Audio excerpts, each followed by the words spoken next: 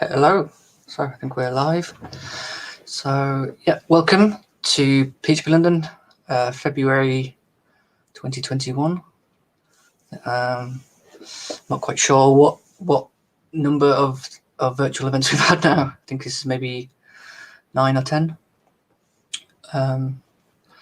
So yeah, just I guess a few announcements just before we start the talk. So I think spotted quite a few new people who've not been before, so let's go through the quick intro before we get going.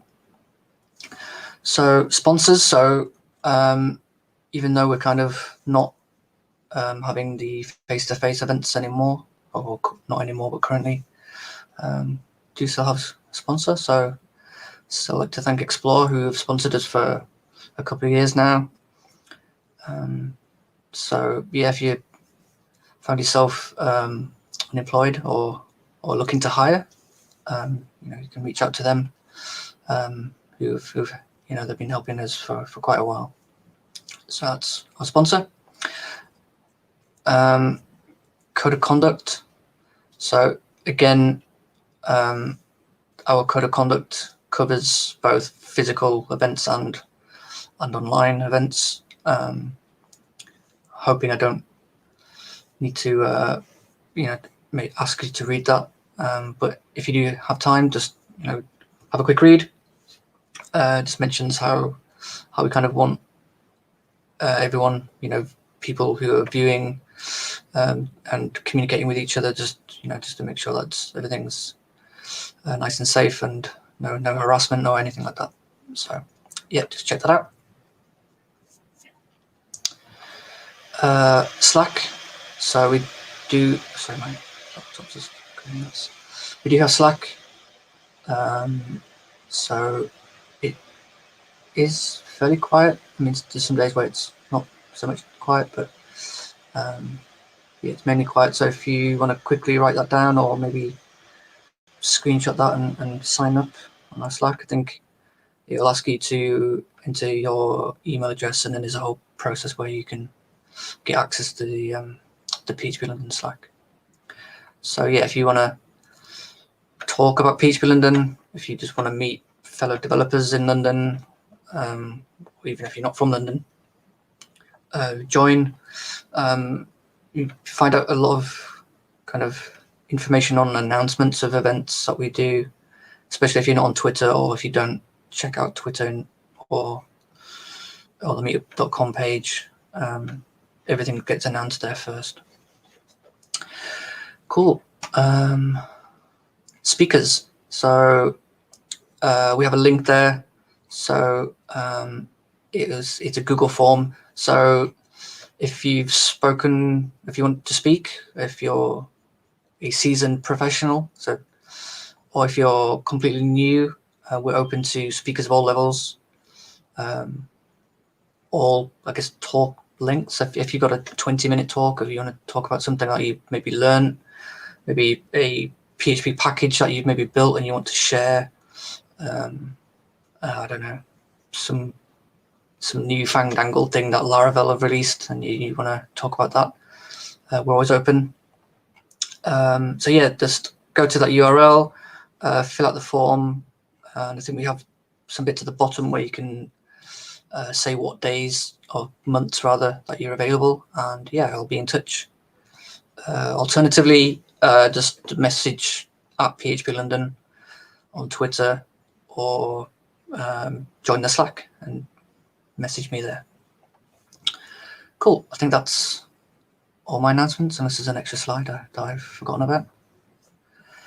No, I think that's all my slides. So yeah, I'd like to welcome our speaker for this evening, who'll be talking about serverless and PHP. So yeah, I'd like to welcome Ben. So hi Craig, how you doing? I'm good, thanks. Yeah, I was just been having some internet issues, so I'm currently on mobile internet. So just in case I kind of go a bit frozen and jiggling around. Yeah, it's not because... sounded like your laptop was about to take off just now. That is correct. Yeah, I bought a brand new Dell a year ago, and this particular version has issues with the CPU overheating. So every 15 minutes, the fan just go nuts, and then nothing, and then nuts. So it's Great fun. Yeah, it can be, especially during Zoom calls and these kind of things when it sounds like an aircraft carrier. So just haven't been able to get it fixed because there's no computer shops open, and it's out of warranty from Dell. So great. So cool. So yeah, I mean that's my evening. But yeah, I'm looking forward to the talk. I've not used serverless before. I'm aware of it, but Okay. yeah, I've not used it before. So yeah, it'd be interesting to see what I'm missing out on, and what. Yeah, that seems to be a common thing with PHP developers is they've heard something about serverless, maybe they've like dabbled in it a bit and then just sort of moved on. So that's exactly the sort of person I'm really keen to talk to. Yeah, that's me. Hopefully the rest of us are as well. I think we've got almost 40 people, so hopefully they'll get something from this. So yeah, okay, well, over to you. So good to go. All right. Yeah, I'll great. Just share my screen with you guys, and off we go. So yes, hello everyone. My name's Ben Smith. I'm a senior developer advocate for AWS, and this talk is based around the theme of a serverless LAMP stack. So just to give you some context of my background and why this is an important topic for me, I've been a PHP developer for about 15 years before moving into AWS to focus on advocating about serverless. And one of the sort of gripes I've always had when I first started using serverless a couple of years ago is that there wasn't really a lot of love there for PHP developers. It's not really, until recently, it's not been very easy for PHP developers to benefit from things like Lambda and some of the other serverless services. So the good news is that's actually changed a lot in the last 18 months or so. And it's a really good time now for PHP developers to maybe take another look at serverless and see how they can benefit from it. And that's exactly what I want to try and portray and talk to you about today. Look out for this guy over the course of this presentation. There'll be lots of QR codes and links for like deeper reading and code samples that you might want to take down if you want to dive into certain areas that I talk about. So he'll pop up over the next 40 or 35 minutes or so. So the reason I first wanted to learn about serverless technologies is because after building many different PHP applications of various shapes and sizes and different levels of scalability for different size companies, and some applications successfully still running, some maybe not, there was a constant challenge which I would always come up against, and that was that basically PHP applications don't scale very easily, or at least not very well. And there's a few reasons for why scalability is an inherent challenge in a more traditional LAMP stack. And by scalable, I mean an application that can handle highly variable levels of traffic. So PHP applications are usually scaled like this by adding more web servers when you need them. And this is managed normally by a load balancer, which will direct requests to various servers depending on whatever algorithm that you've set for it. And as you need to add more capacity and add a new node to your load balancer, each additional server brings additional overhead with things like networking and administration, storage capacity, backup and resource systems. And maybe you need to update some sort of asset management inventory as well. And also, because each server has its own disk and its own file system, it runs independently of the others. So you might often see synchronization issues and have to deal with that challenge as well. So using serverless technologies, this problem of scalability is completely managed for you. So that means if your traffic surges, traffic to your application, all the services that are comprise the infrastructure of your application will scale automatically to meet the demand without having to deploy any additional servers. So that allows your applications to quickly transition from prototype to production.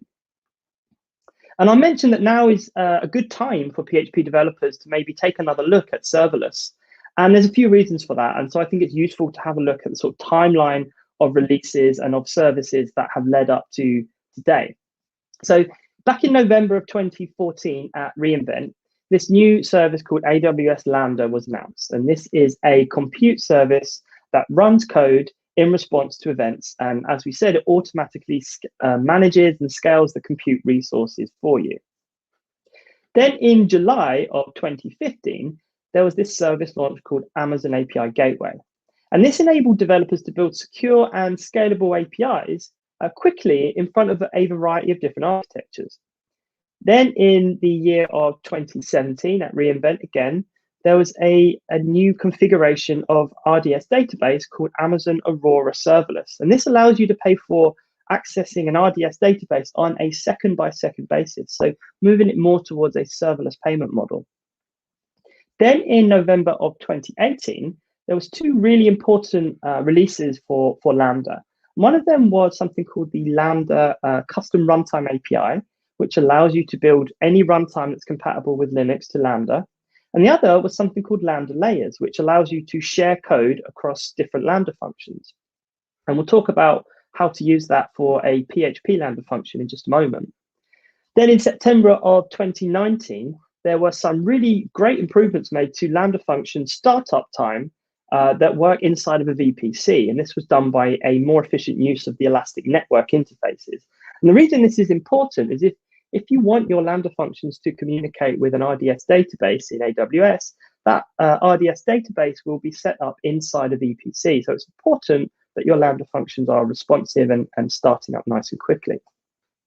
Then in November of 2019, a new service was launched called Amazon RDS Proxy. And this is a proxy service for database that helps make their applications using relational databases more scalable and more secure. And we'll talk about that again in just a second. So this is the serverless LAMP stack. You'll notice that the L and the A are replaced with Lambda and API Gateway. And of course, we still have MySQL and PHP. Before I get into each one of those services and how they sort of map onto a serverless LAMP stack, I want to just briefly touch on exactly what I mean when I say serverless, because it's not always obvious and there's more than one definition. So typically at AWS, they say that, or we say that serverless is something that fulfills all four of these key tenets, right? So the first is that there should be no infrastructure to provision, no infrastructure to manage. So that means no servers to spin up, nothing to operate or patch, no physical or virtual or container orchestration of any sort. And what that leads to is automatic scaling. So that means that the service should automatically scale by unit of consumption rather than by unit of compute, unit of server or unit of container. The next is that there must be a pay-for-value billing model. So you might call that not pay for idle. The idea is that when you're not using the service, it's not billing you for that service. And then the fourth is that it should be highly available and secure. So with built-in availability and fault tolerance baked into the service, there's no need to architect for that. So when we say serverless, what we're really talking about is the removal of server-related operations. And that's a really important distinction for customers because it then allows you as a developer to focus on building your application and shipping code rather than managing the sort of underlying infrastructure and the scaling of that infrastructure that supports your application. So that brings me on to Lambda. And Lambda is, as I said, a compute service that runs code that you upload to it in response to events. But Lambda itself doesn't just sit in a vacuum. It will usually form part of a whole serverless application. And there's usually 2 or 3 components associated to your Lambda function. So the first is the event source. The next is your Lambda function. And then the third is the destination for the function to connect to. So by event source, I mean that there are a number of different ways that you can invoke your Lambda function to start running the code that you've uploaded to it. So you could do that, for example, when there's a change in state from a database that your Lambda function is listening to. You could do that by directly invoking your Lambda function from an API request from a API gateway. You could do that from any number of integrated AWS services when their resource state changes. So Lambda has integrations that allow it to start invoking code based on any number of events, right? The next part is the function, and this provides a curated execution environment with a number of languages natively supported, like Node and Python, Java, Go, Ruby. PHP is not natively supported, but with the custom runtime API, you can bring PHP into Lambda, and that essentially is what this talk is all about. So the third component is the destination, and that can be whatever your code needs to interface with. So it's entirely up to you or up to the business logic and requirements of your application. And at the actual Lambda function level, there's a few important elements, which is the first kind of mental hurdle to jump over when you start using Lambda. So the first thing to know is about the handler itself. It's called the handler function. And this is the function that will be invoked or executed when the Lambda service starts running your code. And there's two important parameters that are handed into that function. There's the event object. So this is the first argument, and you can see I have an example here. One's written in Node, one's written in PHP. So the first argument is the event object, and this contains information as a JSON blob about the event. For example, it could be if your Lambda function was invoked by an API request, then that event object would hold all the information about that HTTP request. The second argument is the context object, and this contains information about the invocation itself. So it provides methods that allow you to interact with the runtime and the Lambda execution environment. And you'll use that a lot less when you first start using Lambda, probably. And then you'll notice above the handler, there's some functions dependencies and configuration options, things like helper functions and so on. And here's where your function might initialize a database connection. Now, Lambda is designed, as we say, to run code on demand in response to events. But if you look at the anatomy of your Lambda function, there's several layers. So if you go from the outermost layer in, first there's the Lambda compute substrate, and this is the underlying compute layer for all of Lambda. Next, there's the Lambda service itself, and this manages the scheduling and the organization of workloads across hundreds of thousands of different customers. And both those two layers are completely invisible to the customer, and they're managed entirely by AWS. Then a little further in, there's the execution environment, and this is customer specific and AWS account specific. And that's the secure space where the code itself is run. And then inside each execution environment, there's the language runtime. And then finally, there's your function. That's the code that you provide zipped up or as a container image with any dependencies. So we'll come back to Lambda in a minute. The next component of our LAMP stack is Amazon API Gateway. And I'm sure you've heard it said that APIs are kind of the front door to your backend services or the front door to your application. And there is this really mature, comprehensive service called Amazon API Gateway that makes it easy to create and maintain and secure APIs at almost any scale. And these APIs can be used to access data or business logic or functionality from your backend services. And you can build RESTful APIs or WebSocket APIs. And it's a really comprehensive service with like entire talks just dedicated to it. But some key highlights to pull out is that it's perfect for communicating with microservices. It has built-in protection from DDoS attacks and throttling for backend applications. And you can configure to authenticate and authorize every single request. So the next component is MySQL. And that's MySQL running on Amazon Aurora with Amazon RDS proxy. So Aurora is a cloud-native database service, and I think it's still the fastest growing service in AWS history. So relational databases are not going away anytime soon. And in fact, the serverless is kind of catching up with relational databases and making it easier and easier to use them. So with Amazon Aurora, a database instance is created inside a virtual private cloud, as I said earlier, or VPC. And this prevents public access to it. So if you want to connect to the Aurora database instance from a Lambda function, that Lambda function has to be configured to access the same VPC. And your Amazon Aurora database provides high performance and availability for MySQL and PostgreSQL databases. And the underlying storage actually scales to meet demand of up to 64 terabytes, which is approximately 70,000 gigs. And you can use with this fairly new feature called Amazon RDS proxy. So that's a database proxy that lets you pull and share database connections to improve application scaling. So before RDS proxy, a common problem that customers were experiencing was that they were getting a form of database memory exhaustion when they were connecting directly to their RDS database. And this is because of surges in the database connections, or by a number of connections opening and closing at a really high rate. If you imagine a high load of traffic coming through a Lambda function with thousands of Lambda invocations trying to connect to the database, that was leading to slower queries and limited application scalability. So RDS proxy was built directly to solve this problem. It establishes a database connection pool that sits between your application and your relational database, and you can reuse connections in the pool. And that's what protects the database against oversubscription without memory and CPU overhead of opening a new database connection each time. Another great feature about it is the security, because the credentials for the database connection are securely stored in Secrets Manager, and they're accessed via AWS Identity and Access Management, so IAM role. And this enforces strong authentication. Oh, hello. Roxy, I'm just on a video now. Can you ask Mummy? Gomen. Ima dekinai gomen.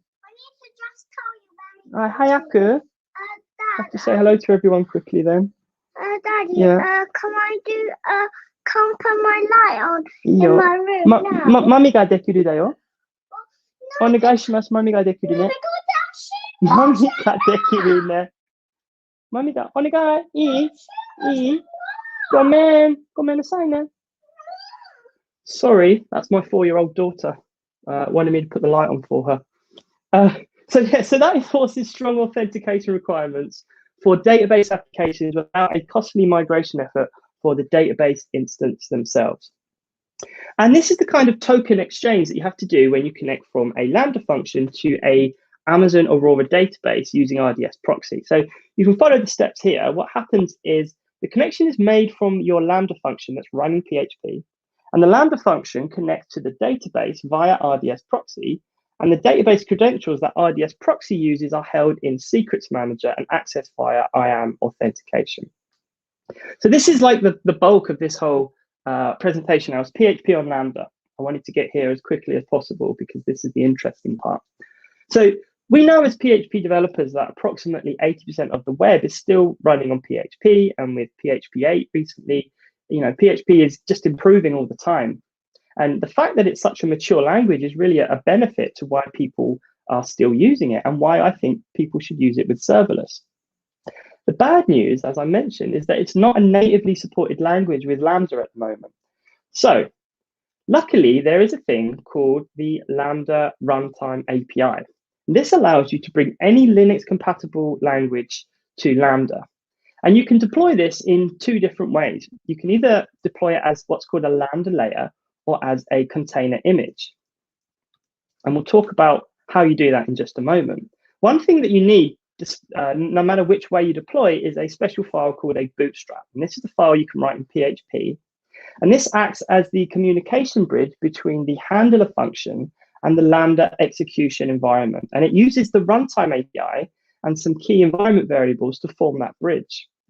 So the bootstrap is responsible for processing the inbound events and headers. It has to initialize the function and invoke it. And it also needs to handle the function response and include any errors that occur. And it needs to manage the function cleanup as well. And the Lambda runtime also sets several environment variables during initialization. So most of these environment variables provide information about the function or the runtime.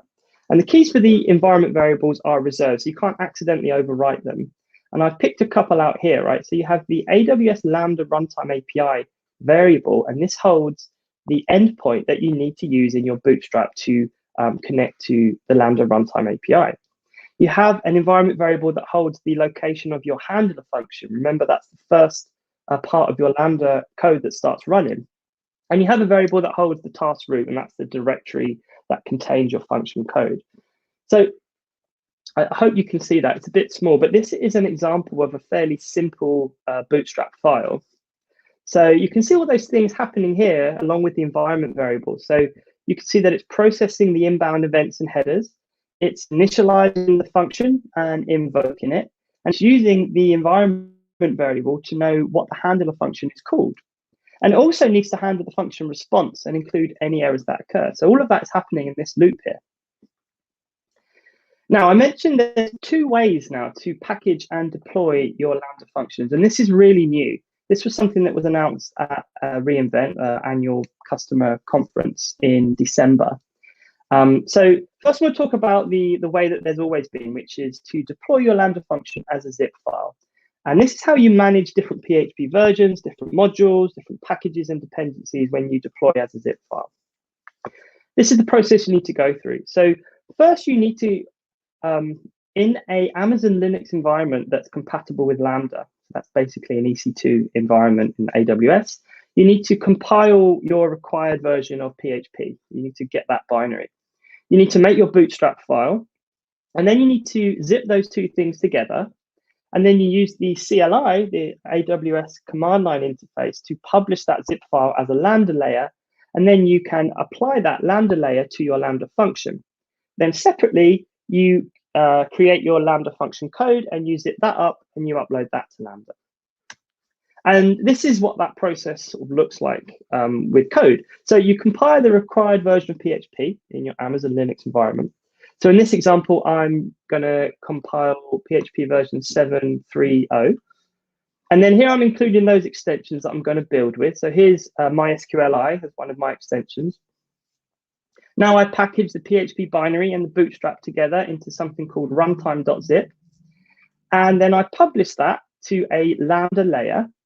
And then here is a screenshot of a YAML file, which is the serverless application model. It's a way of building serverless applications. But the thing to take from this is here I'm applying that layer to my Lambda function definition. And now my function knows how to run PHP code. And I can do a similar thing for creating libraries and dependencies. So here I'm installing Composer and my libraries that I want to use. So the library I'm going to go for here, I'm going to use Guzzle, and I'm going to use the AWS SDK for PHP. Then I zip that up into something called vendor.zip. And then I use the CLI to publish a layer. And then here is a screenshot from the Lambda console where you can see I have two layers. The first layer is my example runtime, and the second is the example vendor. So what that means is I have one layer holding my runtime and one layer holding all my packages and dependencies, so I can update them separately. And here is a Lambda function where I'm using everything together. So first of all, I'm using some use statements to import classes above the function handler. And the class that I'm importing is the SDK for AWS. And here I'm using the SDK to create a connection to my RDS database using RDS proxy. It's this token exchange that we looked at earlier. So that's all happening here in about 6 or 7 lines of code using the AWS SDK for PHP inside my PHP Lambda function. Okay, the other way, the new way of creating custom runtimes such as PHP for Lambda is to use a container image. So this is great if you already have a container tool set in your company, but it's quite different. So in this example, I create a Docker file, and that Docker file holds all of my versions of PHP and my packages and my dependencies. I still have to make the same bootstrap file, and I still have my Lambda code. And I build all of that together with a Docker build command to create my image. And then I tag my image, and then I push that to the Amazon Elastic Container Registry. And then I apply that container image to my Lambda function, and that contains everything that is required to run my Lambda function in PHP. And this is a screenshot of the Docker file, right? So here you have all the same things. I'm installing the required version of PHP. I'm including the extensions of PHP that I'm going to use. So you can see there's curl, there's MySQLi. Here I'm installing Composer. I'm copying the bootstrap file to where it needs to be. I'm installing the libraries and dependencies. And here I'm copying the Lambda function code into the correct directory, which is var task, and I'm setting the entry point, which is my index.php file. So that's 2 different ways of building and deploying a PHP Lambda function. And we'll talk about when you might use one over the other in just a second. But there's actually kind of a third way, And this is for people who don't want to do any of that compiling PHP and installing their own package dependencies and any of that stuff. There's a really fabulous open source production ready PHP runtime for Lambda, and it's called Breath. And you may have heard of it. And what you can do, Breath have a number of different layers with different versions of PHP. So here you can see is the layer for version 7.3. And I'm just applying that to my Lambda function configuration, and I can just deploy that. So what I need to do is to go onto the Breath website, find the version of PHP I like, see what package dependencies it has, and find this ARN, this Amazon resource name. And that's all I need to then add that to my function, and I can run PHP. And Breath actually provides a really fantastic runtime which uses PHP FPM. So it uses the fast CGI process manager, right? This is traditionally used in servers like Nginx and Apache to manage inbound requests at high loads. So Breath's implementation of FPM takes care of a whole bunch of different things. It's really useful. You can use it for running each HTTP request as a new process. So that's one of the foundations of PHP's share nothing execution model. It also does things like populate all the global variables that you're used to using, like get and post. And it also provides a mechanism for PHP scripts to return HTTP responses as opposed to the default JSON response that you normally get with Lambda. So most PHP frameworks are already built around these FPM features. It makes it a really good runtime to transition from serverful to serverless hosting. And this is a closer look at what this special FPM runtime does. So Amazon API Gateway will receive an inbound HTTP request, and that will invoke Lambda. And then your Lambda function, the execution environment will start running the bootstrap file for the Breath-based runtime. Breath then converts the HTTP requests from the API Gateway format to the fast CGI format. And then the Breath bootstrap calls PHP FPM through this fast CGI protocol. And PHP FPM runs the PHP handler and returns its response. Then the Breath bootstrap converts fast CGI response to the API Gateway format, and that is then returned back to the client in HTTP. So that's how it works, but all you need to do is grab the ARN that you want to use and apply it to your Lambda function. So here's the different ways that you can run PHP in Lambda. You can use a container image. You can use a zip file or zip archive, or you can use Breath, which is the open source custom runtime for Lambda with PHP. Now, if you're new and you want to just try something out, I would recommend using open source Breath. Also, if you want to embed entire PHP applications in your one single Lambda function, for example, you want to run a whole Laravel application in your Lambda function, definitely go straight to Breath's FPM layer. Now, what you have with Breath is essentially the closest thing to a managed runtime for PHP, because the community that supports this is so active, and it's already a few years old now, so it's quite a mature runtime. They are constantly patching and updating for you, so it's similar to using a managed runtime. If you use the container image, then you can upload Lambda functions of up to 10 gig, which is a massive improvement on the, I think it's 250 megabytes that you get with a zip file. Also, with a container image, you can manage all those dependencies in one single Docker file versus a zip archive where you have to go back to your Linux environment and recompile every time you want to change something.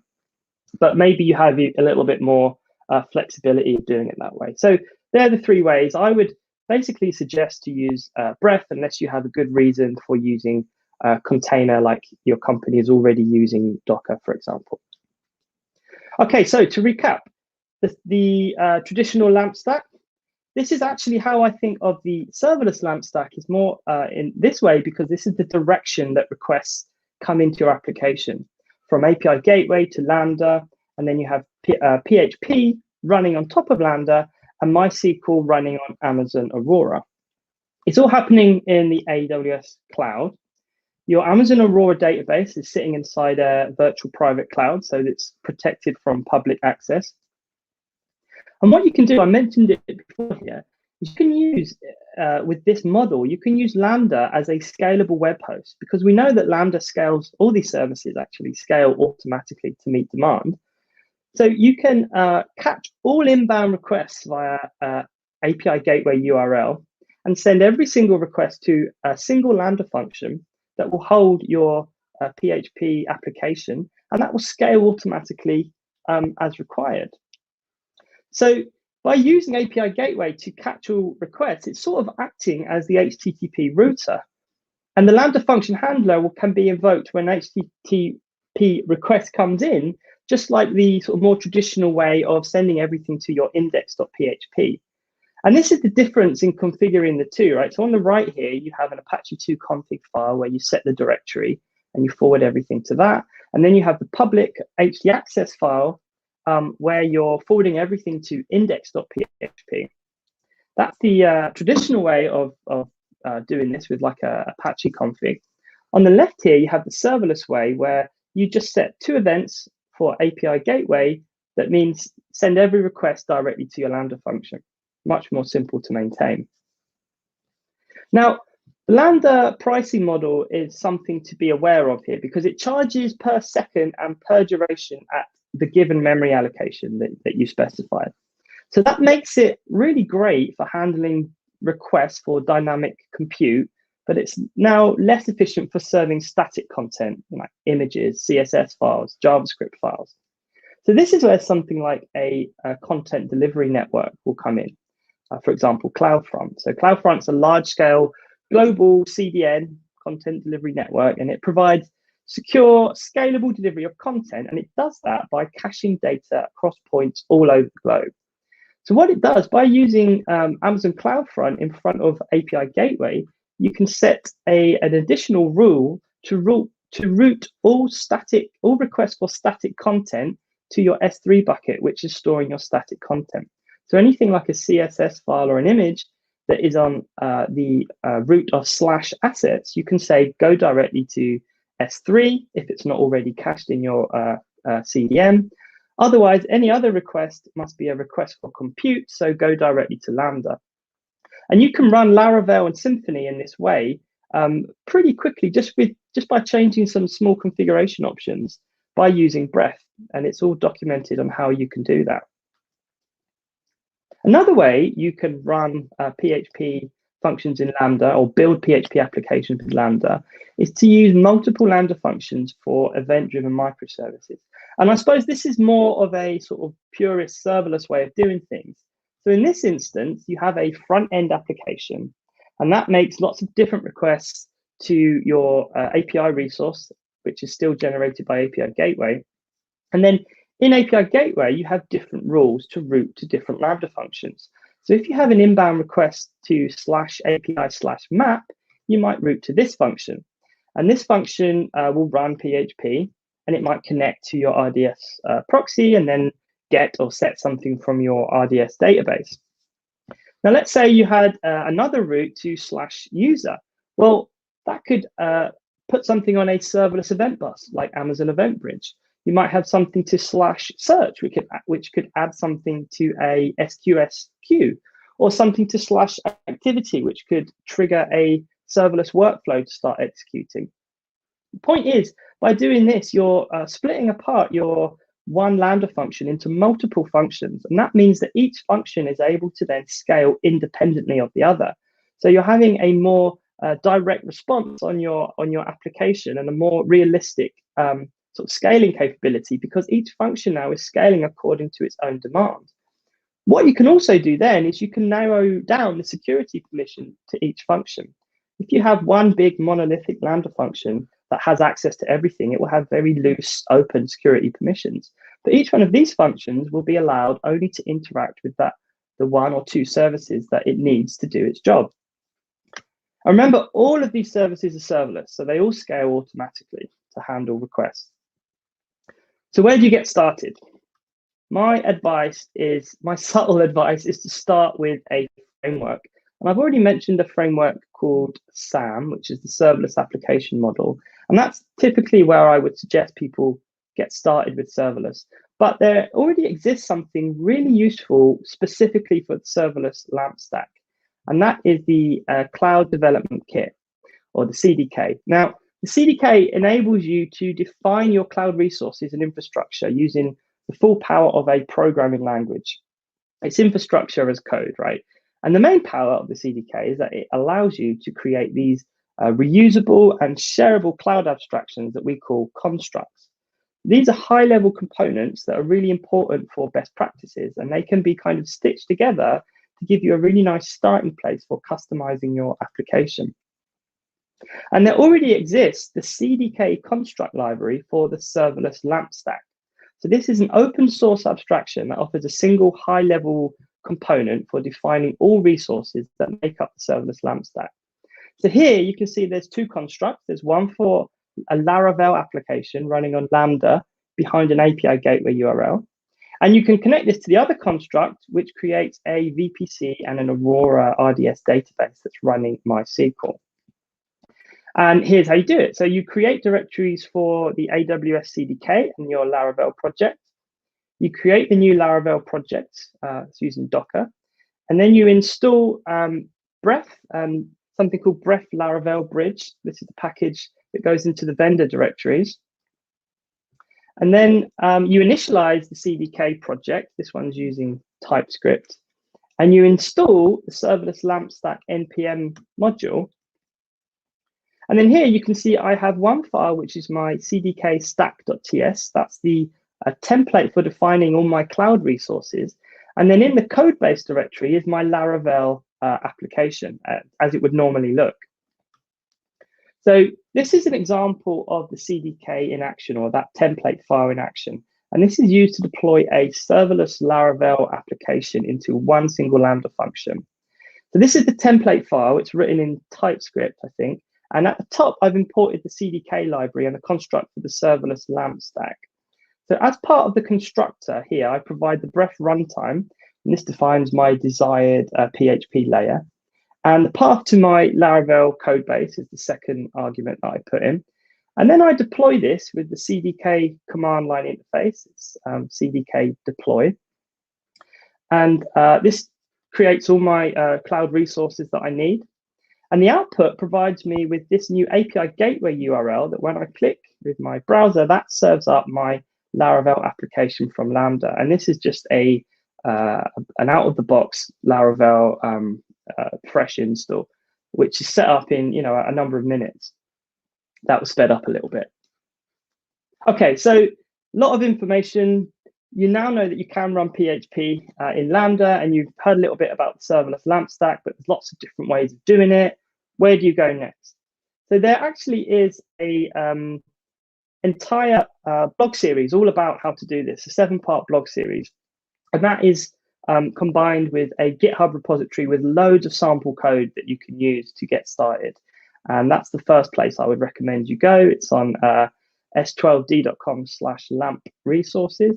As part of that GitHub repository, there is a sort of community page which has all sorts of tools and talks by other people and articles written by other people and events, and also lots of case studies of where businesses have used PHP with Lambda and are talking about the success that they've had with it and the problems they might have had in adopting it. And finally, there's a website called Serverless Land, which is created by the AWS developer advocate team, and it's all about learning about serverless. And there exists a special kind of learning path specifically for PHP and serverless. And you can go to that to s12d.com/learn-php. So to sum up, the traditional LAMP stack doesn't scale very well. But with serverless technologies, PHP developers can build scalable web applications without managing infrastructure. So never having to do another Apache restart.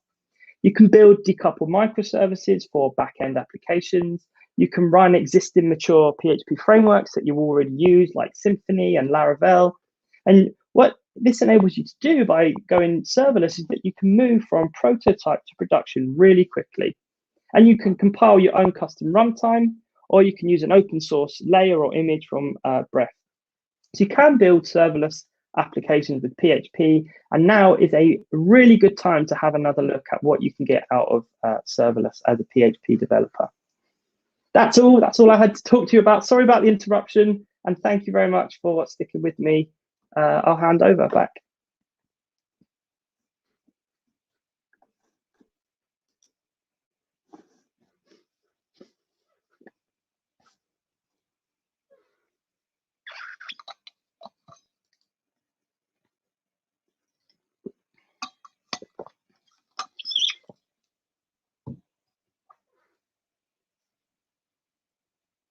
Sorry. I think you're on mute there. Yeah.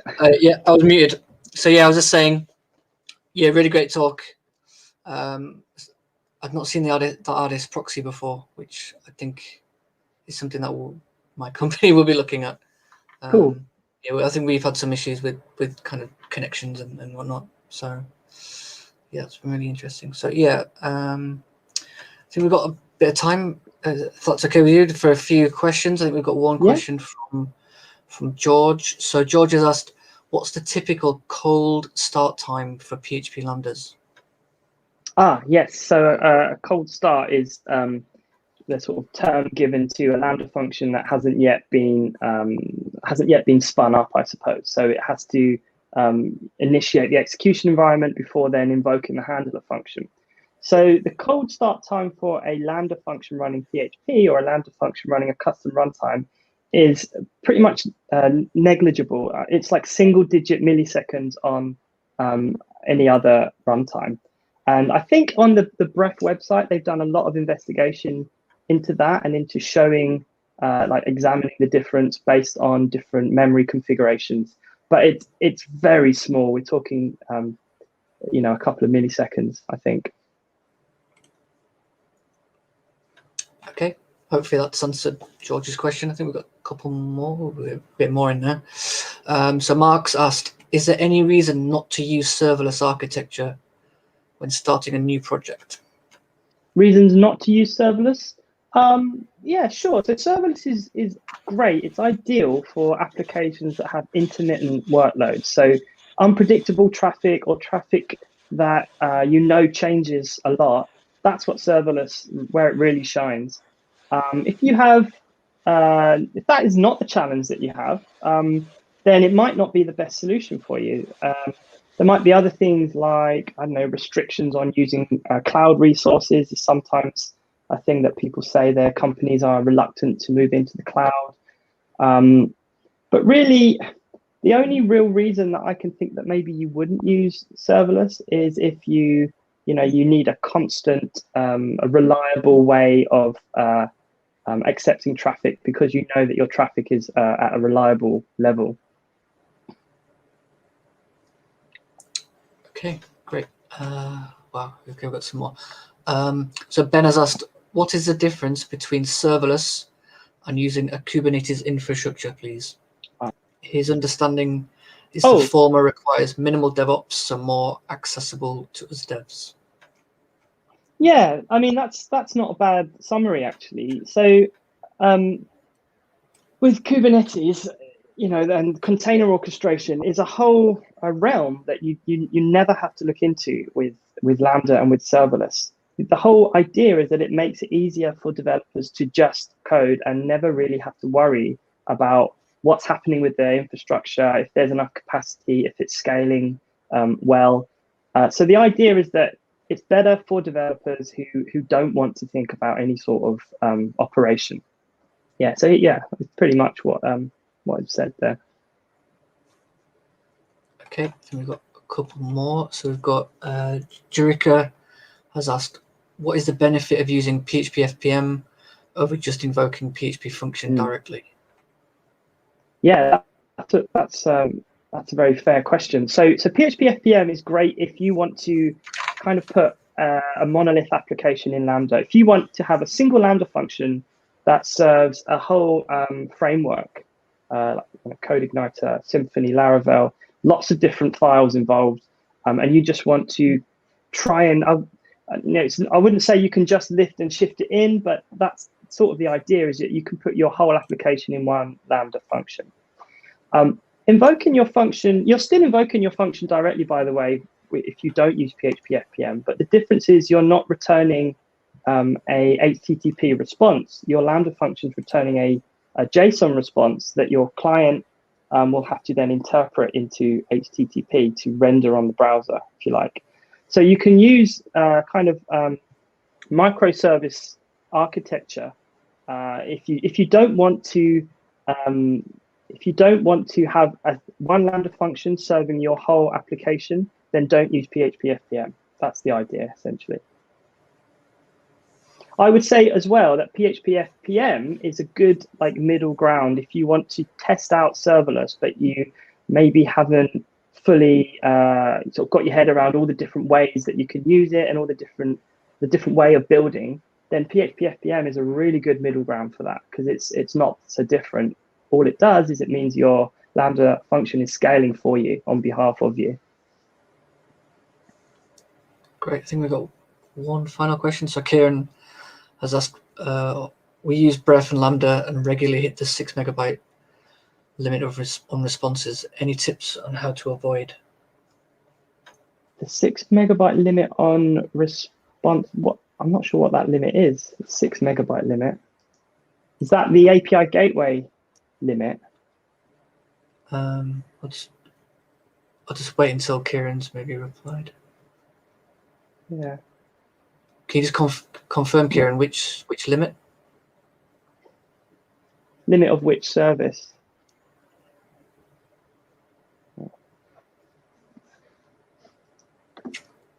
Okay.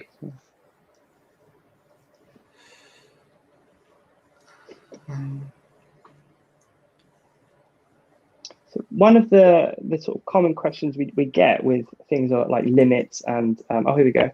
Oh, that's a different one. With things like limits and Lambda is about the payload, like the invocation payload. And when you have stuff like that, then that's when you want to start using something that is stateful. So Lambda doesn't really have state. It doesn't maintain a level of state between invocations. So that's when you would offload something to an S3 bucket or to a database and then fetch that between invocations. So maybe that's what that question is asking. Yeah, I think Kieran just said it's the max size of the Lambda response. Oh, so he's trying to return the whole response. Yeah, I would suggest looking at how he can offload that to sort of more stateful services like DynamoDB or S3. Maybe try splitting up, as I mentioned, your static assets and your compute assets.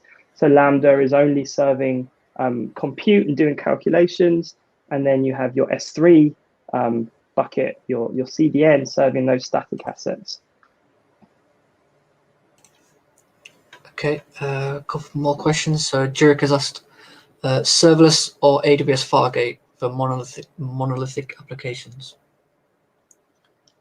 I mean, yeah, the classic AWS answer is it depends, right? I would always go. I mean, AWS Fargate is serverless, by the way, because it fulfills all 4 of those 4 tenants that we looked at earlier. But I would say unless you have a good reason not to go serverless, I would go serverless first because of all the benefits that we've spoken about. Okay. I think we've got a couple of similar questions by Phil and Ben. So I think both have kind of asked about the PHP native support and kind of when and why it's been left out. Considering it's powering 80% of the web. There's definitely been a lack of attention for PHP in AWS in recent years, but I think there's signs that that's changing. So, for example, I did a version of this talk at reInvent this year, which I think was the first time that we've had a PHP talk at reInvent. And I can tell you as well that PHP is a highly requested feature, like a native Lambda support for PHP. Is highly requested, and what AWS is very good at is doing what customers are asking for. So I haven't given up hope that they won't support that, and I do speak to the runtime PMs regularly and nag them about it. So there's still a chance, but I think the main reason why they haven't is when they brought out the custom runtime API, they made it so easy to create PHP runtime for Lambda now, that perhaps that's just the solution from now on, maybe. Okay, I think we've got time for one more question. That's from Greg. So Greg has asked, how do we develop Lambdas on a laptop? Okay, so I would say the best way to start with that is to use the container packaging format, container image packaging format for Lambda. And that has something called the Lambda interface emulator, which essentially enables you to emulate Lambda on your laptop and to try and run your Lambda function on your laptop. And that's great for custom runtimes like PHP. There's also something called SAM local. That's the serverless application model.